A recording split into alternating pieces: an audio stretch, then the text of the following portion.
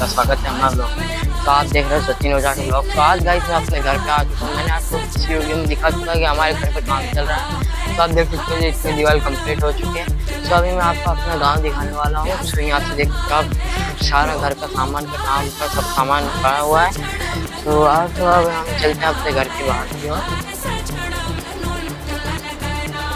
तो अभी हम घर के बाहर आ चुके हैं। आप देख सकते हैं यहाँ पे कोई भी नहीं है। घर के बाहर अभी आप देख सकते एकदम सुनसान पड़ा हुआ है।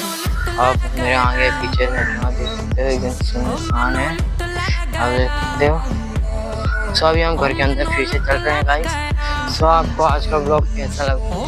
अगर आप हमारे चैनल पर पहली बार आए तो चैनल को सब्सक्राइब एंड लाइक जरूर से कर लेना। तो अभी हम घर के अंदर आ चुके हैं गाइस। तो अभी हम चलते हैं पेड़ की छाँव में। और सो हम यहाँ पे आ चुके हैं। सो आप देख सकते हो अब जो दीवार पूरी इतनी बड़ी कंप्लीट हो चुकी है। अगर हाँ वीडियो अच्छी लगे तो वीडियो को लाइक करें, सब्सक्राइब करें।